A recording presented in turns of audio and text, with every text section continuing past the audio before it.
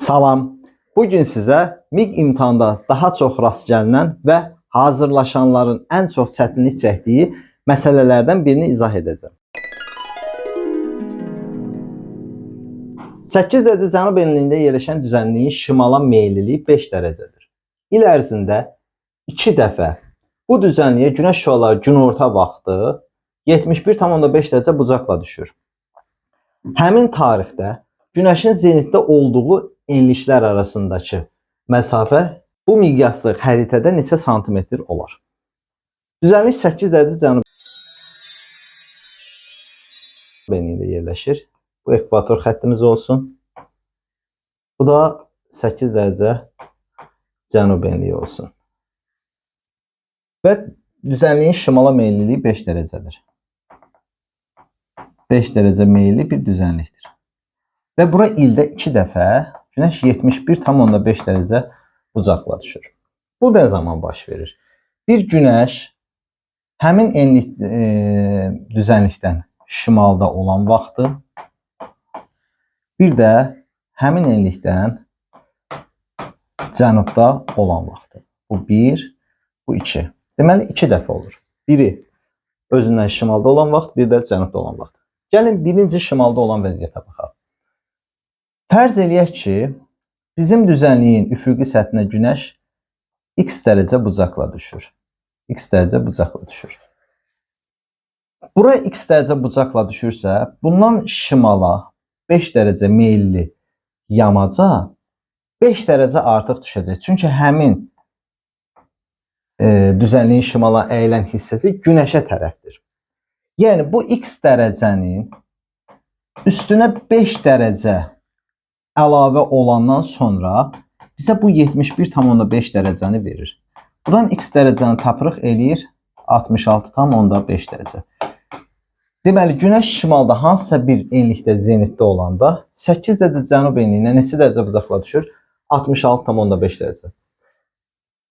Baxın, 8 cənuba günəş 66,5 dərəcə bucaqla düşürsə, hara 90 düşər? Yəni bizim tutaq ki, t dərəcəli enliyə 90 dərəcə bucaqla düşür. Yəni zenitdədir. Bunların arasındakı fərq 23,5 dərəcəlik fərq bu iki enlik arasındakı fərqə bərabərdir. Yəni 23,5-ə bərabərdir. Deməli, həmin düzənlik buradan 8 dərəcə cənub enliyindən 23,5 dərəcə hardadır? Şimaldadır. Biz 8-dən 23,5 dərəcə üzü yuxarıya qalxsa, deməli çatarıq 15,5 dərəcə şimala.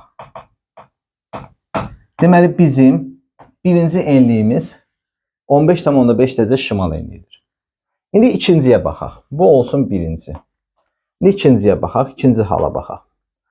Günəş düzənliyə cənubdan düşürsə, təbii ki, bu şimala meyilli yamaca günəş 5 dərəcə, üfüqi səthə düşən bucaqdan 5 dərəcə az düşəcək.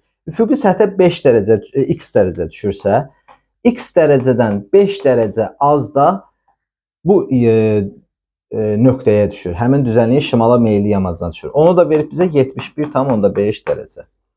O zaman buradan x bərabər olacaq 76,5-ə. Deməli, günəş həmin düzənlikdən cənubda olanda bunun üfüqi səthinə düşən bucaq olub 76,5 dərəcə. İndi buna nəzərən biz günəşin hansı enlikdə zenitdə olduğunu tapaq. Baxın, 8 dərəcə cənub enliyinə 76,5 düşürsə, hara 90 düşər? Elə bir t cənub enliyidir. Fərqi yoxdur, t, x, z fərqi yoxdur. Aradakı fərqə baxsaq, nə qədər eləyir? 13,5 dərəcə eləyir. Deməli, həmin enlik 8 cənub enliyindən 13,5 dərəcə hardadır? Cənubdadır. 8-in üstünə 13,5 gəlsək, eləyəcək neçə dərəcə? 21,5 dərəcə. Bizdən nə soruşur? Bizə deyir ki, günəşin zenitdə olduğu bu enliklər arasındakı məsafə 15,5 şimal, 21,5 cənub. Toplayıb nəyə vuracaq? 111-ə. Yəni 15,5 üstə gələk 21,5. Bu cəmi 111-ə vuracaq.